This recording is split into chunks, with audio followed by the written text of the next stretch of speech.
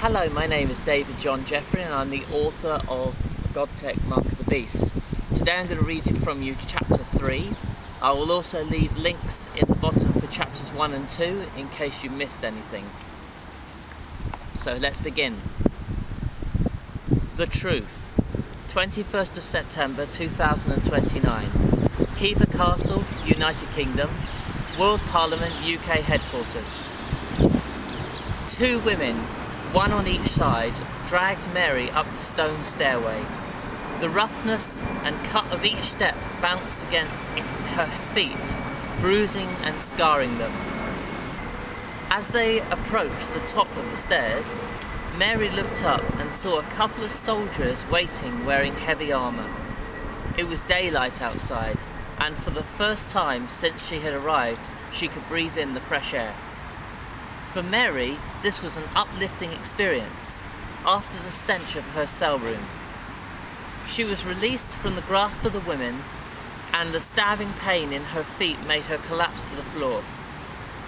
"Take this one to the production suite," one of the women commanded, and with that one of the soldiers lifted her up and carried her across the courtyard. She was too weak to struggle, but took the opportunity to explore the sights before her eyes. The castle was very much like she remembered it as a young teenager. The high walls and the courtyard had been concreted over, but there were still the grass fields surrounding the main building. As she crossed the main courtyard, she saw a new building, very grand but also very modern. It had a glass roof, much like a large conservatory. This was very pleasing to the eye, and above the roof, the World Parliament flag was flying proud. At the end of the courtyard was a military training ground. The troops were mainly children, practicing various moves and skills, including a firing range with straw imitation bodies tied to posts. In the far distance, she saw a body strapped to a stone table. She couldn't get clarity on the image before her, because firstly, it was too far away, and secondly, she was too tired to make out a clear resolution, but it appeared to be a real person. The only thing she could do was to pray God's protection over that poor soul, whoever they were. She was just starting to gain full consciousness when she noticed she was being carried towards one of the grand walls of the castle. There was a secure door in a wall, whereby one of the guards moved his hand over the panel of the door and scanned it. The door slid open. Inside was a warehouse, clearly a newly built extension to the castle. She was gently brought down to her feet by the soldier carrying her. She didn't run or fight. She could see no way of escape. She saw something she'd never seen before. Hundreds of women lined up in rows next to various conveyor belts, working in what appeared to be an industrial factory. Before her was a central corridor. On each side were conveyor belts.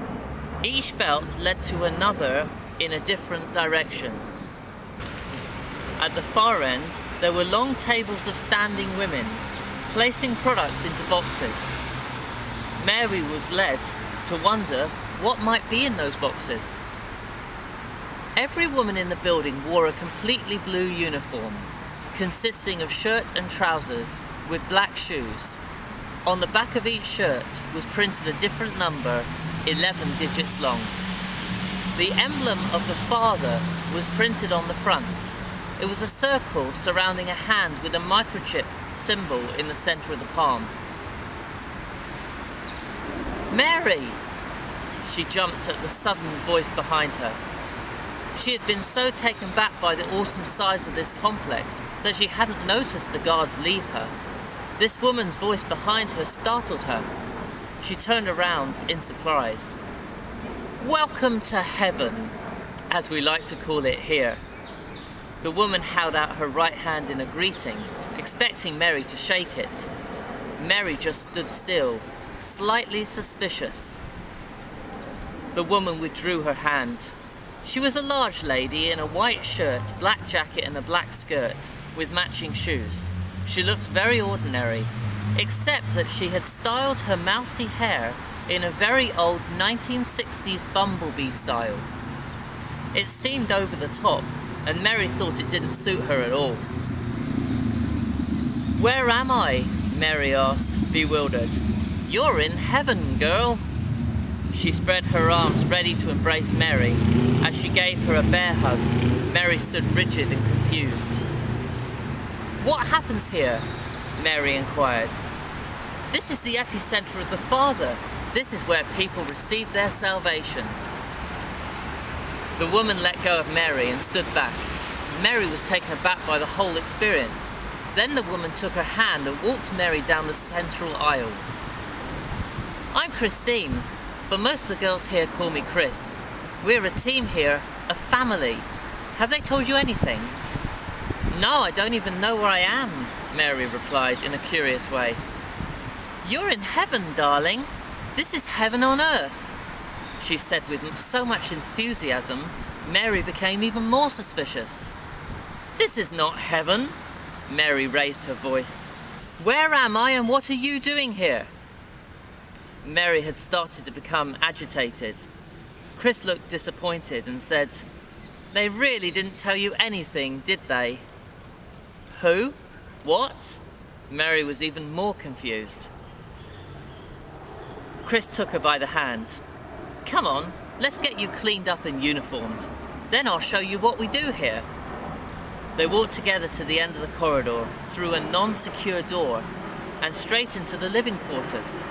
It was a long corridor with a room on each side. Each room had a bunk bed, 2 beds on top of each other, and a computer terminal desk. The rooms were carpeted, and there was a white door at the back. Mary was led into her room. It was the same as the others. "You will be on the bottom bunk. If you go through the door at the back, you will find washing facilities and a change of clothes that should fit you well. I'll let you get settled, and we can start again tomorrow morning." And with that, Chris left Mary in the room. Mary sat on the bed. It was so comfy, she thought back to everything she had been through. She thought about her childhood, how things had changed with the war, how society had replaced her God with a counterfeit. The world had gone from a war on countries to a war on individuals' rights. The majority of people accepted those changes. Those who didn't were forced to. Her friends and loved ones never understood why she chose to live in poverty over accepting the mark in her life. They knew she wasn't a terrorist, and yet couldn't understand why she chose to live as one. Now it seemed she was in the factory of the Father. They called it heaven. What did the woman Chris mean when she said it was where people got saved? Salvation only comes through Jesus Christ. This must be a new salvation created by the Father. She looked around. There was no door to her room, just an opening.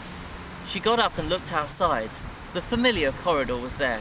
Running up the corridor, she discovered all of the rooms were lodgings. She reached the end of the corridor, and there was no way out. She then ran back down the corridor again to the other end. There stood the secure door where she came in. Again, there was no way out. Mary went back through the opening to her room. She decided the best thing to do was to get cleaned up. Opening the white door was like travelling from poverty into luxury. The room was totally tiled white. There was a wash basin, a toilet, and a double bath, with a built-in power shower. Above the sink was a mirrored cabinet, which she opened. Inside contained pairs of items. One of each pair had her name inscribed alongside another with the name Nikki. The items: tube of toothpaste, electric toothbrushes, electric razors, various feminine hygiene products, plus deodorants lined the cabinet shelves. Along the edges of the roll-top bath, bubble baths, soaps and bath salts were aligned to shampoos and conditioners. She turned on the taps, added some salts, and felt the luxurious warmth of the water. Having not seen the water this clean in years, she slipped off her clothes and sank her body deeply beneath the rising, frothy water. When the bath was full, she turned off the taps and lay back sighing. It was such a lovely feeling to feel hot water tingling against her skin.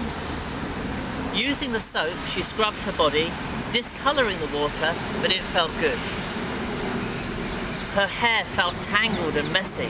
She submerged her head, totally drenching her hair, and picking up the shampoo, she lathered her crown gently and thoroughly.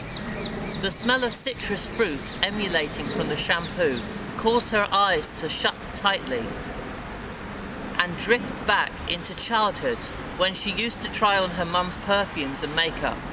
Those were fun times. Her lips momentarily embraced a smile as she dipped back to rinse her hair. She reached for the conditioner, giving her hair treatment not rendered in years. She realised she wouldn't be able to stay in that place because she would never take the mark. But she didn't see any reason for not enjoying and savouring the sensations of the moment at hand. As she lay in the bath, she realised that if she didn't get out, she never would. So unwillingly she rose, grabbed a towel, wrapping it around her hair, and then reached for another towel to dry the rest of her body. Mary noticed a white inbuilt cupboard with her name on it. As she opened it, she saw clothes inside, not just a work uniform for her, but pyjamas and other less formal clothes such as jeans, t-shirts, dresses and skirts. She tried on the pyjamas, and to her surprise, they fitted perfectly. They were made of white cotton. She went back into the main bedroom, which felt a little cold, and so getting into bed with the towel still on her head, she snuggled up under the blankets.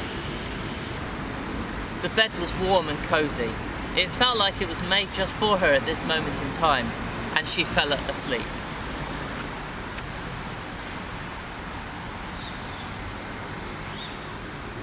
Confused and dazed, Samuel ran into the washroom. All the kids were dressed as he fumbled with his trousers. Mummy always helped him, but now Mummy wasn't here. Along the edge of the room was a wooden bench. He hobbled towards it and sat down. The pain still ached on the back of his legs, but he didn't care. The big woman told him to get dressed, and that's what he would do. His trousers fitted nicely, but he fumbled over the buttons of his shirt. His shoes were a bit tight, although he found he could walk in them. Fortunately, they had Velcro straps, not laces. All the boys wore caps. By the time Samuel was dressed, all the kids had run into the next room. He followed them and found himself in a large stone hall. There were a dozen long tables with benches either side. At the end of the hall were adults seated at a long table, with their chairs backed against the far wall. They could see everything that was going on. There was total silence, and each of the boys sat upright as if they were waiting for something. Samuel slowly walked in and looked for somewhere to sit. "Get a move on, boy!" one of the grown-ups stood up and shouted.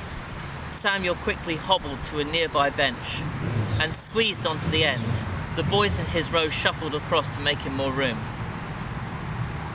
One of the grown-ups stood up and said in a loud voice, "Let us pray." All the kids bowed their heads, and Samuel did the same. "May the God in us bless us, keep us, and make its face shine within us. Give us grace. May it help us grow stronger and unify us in complete oneness.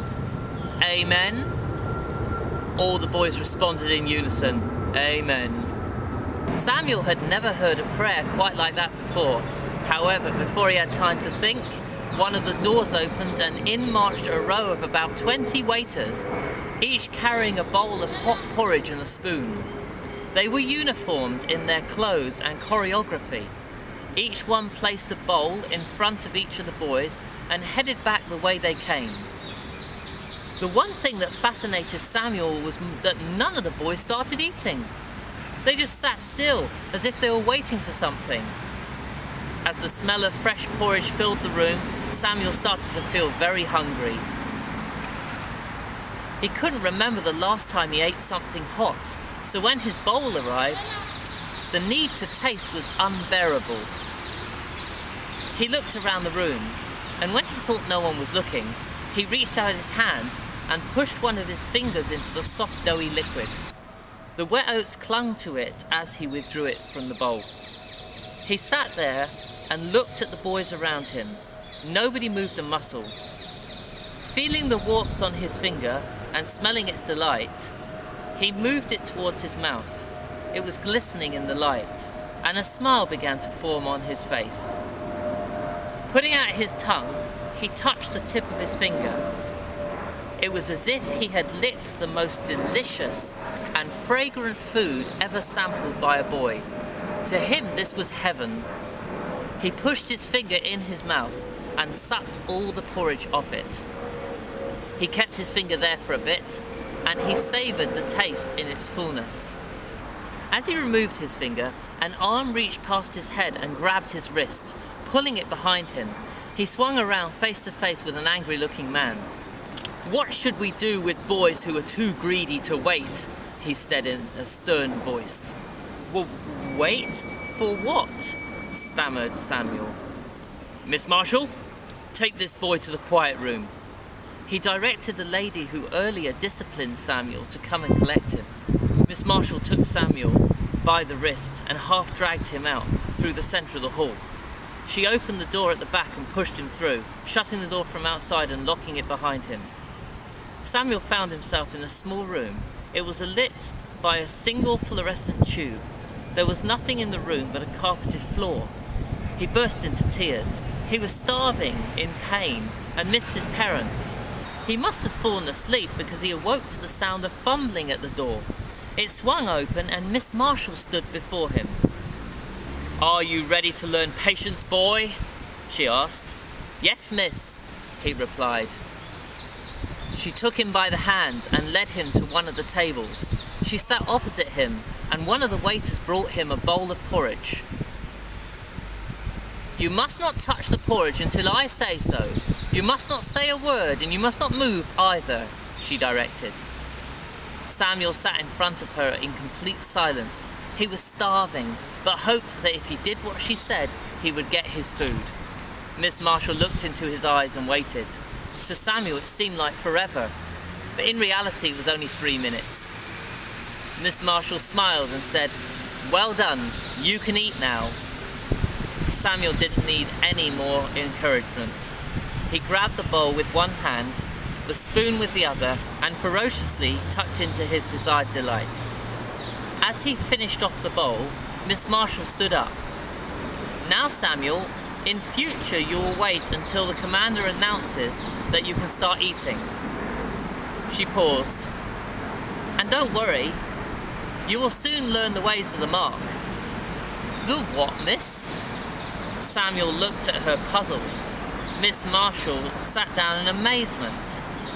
"Have your parents not told you about the mark?" she asked him. "No, miss. What's that?" Samuel said curiously. "The mark is the most important part of life. Without the mark, there would be no God. And without God, there would be no heaven and no salvation. But don't worry, Samuel. We'll give you the mark tomorrow and teach you how to use it." Miss Marshall grinned, and Samuel grinned in response. She didn't seem so bad after all. Someone once said your dreams are the bridge between the spirit and your soul. If this was true, then Matthew needed to pay attention. For as he lay there in his bed, he had a very vivid dream. He was sitting in a room full of the richest foods he could feast his eyes on. He started eating and was really enjoying the food. "Matthew, what are you doing?" It was Mary, and she sounded agitated. "Eating, of course," Matthew replied in an indignant tone of voice.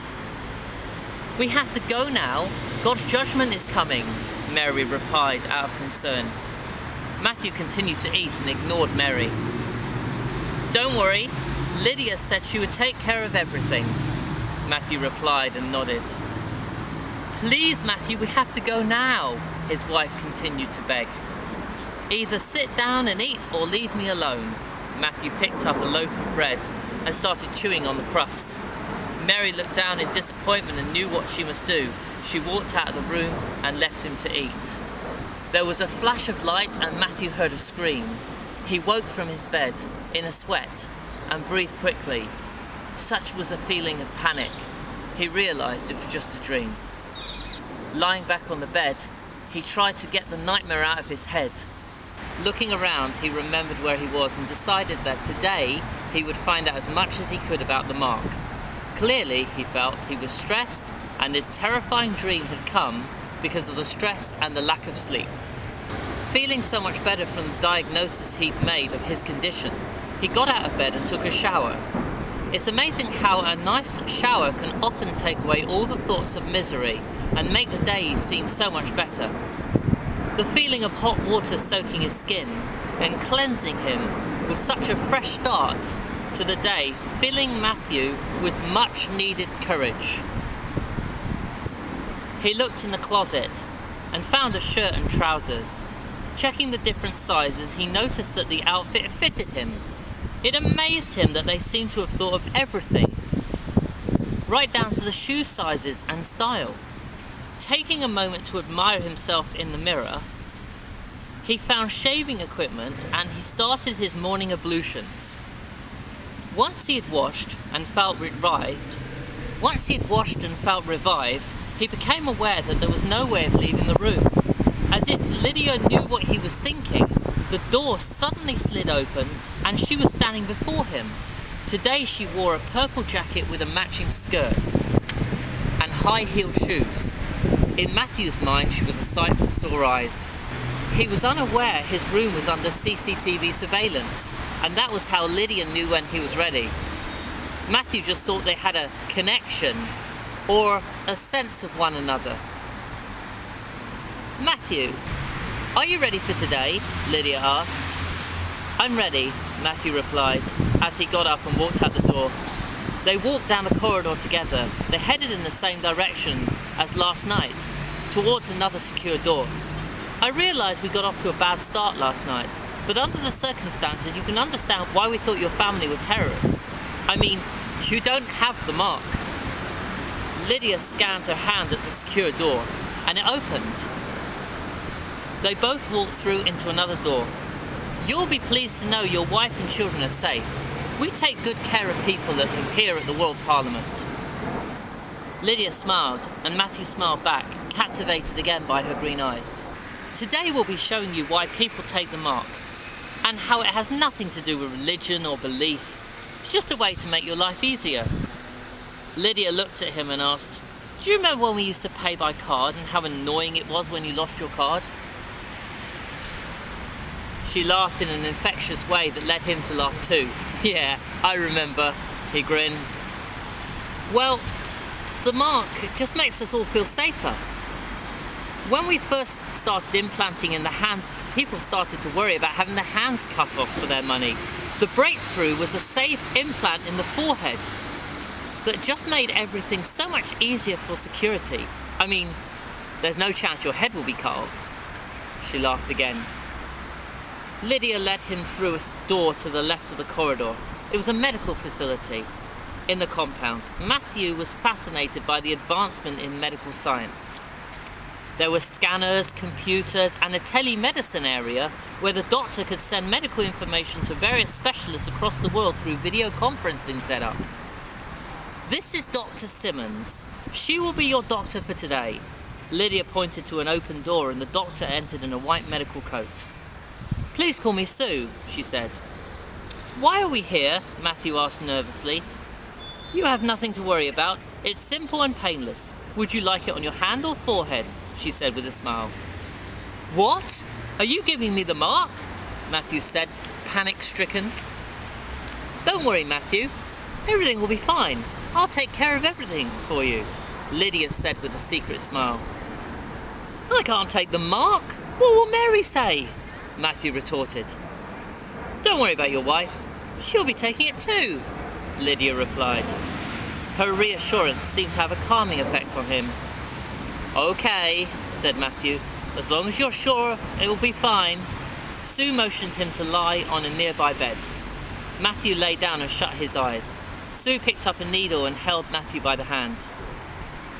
"You will feel a prick of the needle and then you'll be done."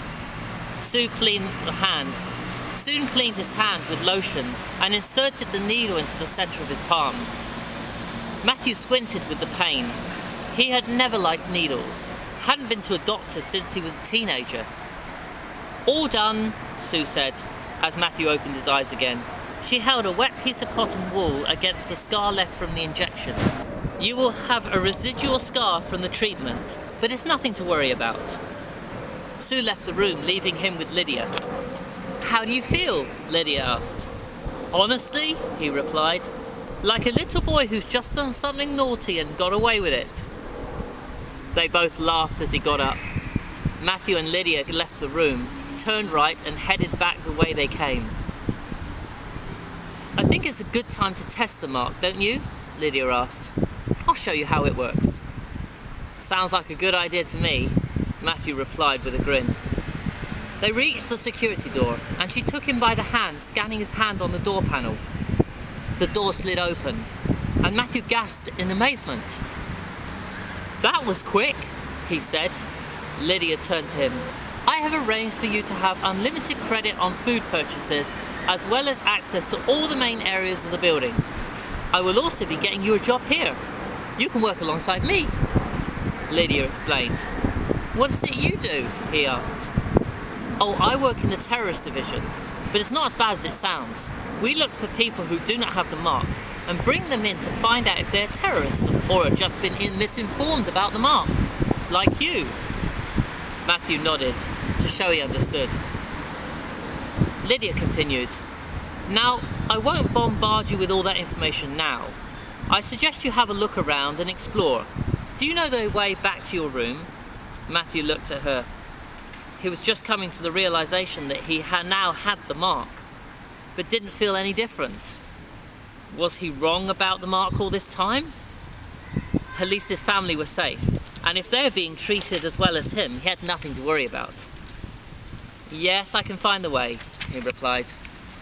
"Good, I'll come and see you later." She bent forward and kissed him on the cheek, turned around and walked quickly away. Her heels echoed along the corridor as she left him standing alone. Matthew looked at his hand. The mark left a scar that couldn't be hidden, but aside from that, he was excited to be able to finally try this new gadget of his.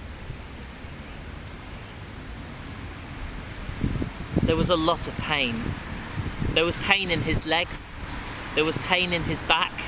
The sun was beating directly on his face, and it felt too hot as it burned his skin. The rope burns on his hands and legs had left bruising, scarring and blood. Thomas lay there and remembered the stories from the Bible, how people were persecuted and tortured for their faith, but God rescued them when they asked. Could he do the same here? There had been enough of miracles in his life to make his faith in God stronger than ever this time. He was at an age where he'd just started taking responsibility for his actions, and he realised he should not have left Sammy alone in the car. He hoped Sammy was okay. More importantly, could he get out of the mess he had got himself into? Yes, in all intents and purposes, he was a terrorist of peace. This was not God's peace, but a fake peace, where the only way you can live in peace was by being controlled. It was a delicate control. It started with the children. All children were given the mark at birth. At the time, the government explained that it was for their own security. If a child was kidnapped or got lost, the mark could be traced by a global satellite. Once the children had received it, the government used it as a scare tactic. People were very controlling of their money and worried that their credit and debit cards could be stolen. They went to get the mark so that their money was totally safe. Of course, people are very vulnerable in the aftermath of a war, so they became pliable. Some skeptics suggested the war was pre-planned so that the government could easily control everything. Before the war, people argued about whether the government should issue identity cards to everyone. After the war, the public demanded identity cards. It seemed a little too coincidental to the conspiracy theorist. It was only a matter of time before they would start to use the War on Terrorism Act 2023 to control the population. Thomas was immersed in his thoughts. He had his eyes closed to protect them from the sun, when a shadow came over his face. Opening both eyes, he saw a commanding officer looking at him. "We are taking you to a holding cell. I would suggest you come quietly and don't run," he said with authority. He started to loosen the ropes around Thomas's hands and feet. Thomas felt relieved by the sudden loosening of grip around his wrists and ankles. As he started to wriggle, the officer helped him to his feet. Even though his ankles were swollen and legs beaten from the previous night, Thomas was a fighter and pushed himself to walk. The guard helped him put on his shirt and jacket. He then put his arm around him, and slowly they walked towards the training barracks. With every step, Thomas grew angrier by the way he was treated. He wanted to fight, but thought it would be better for him to reserve his strength until he was feeling more rational and better equipped. In the meantime, he would plan his escape. As they entered the barracks, he saw the soldiers in training.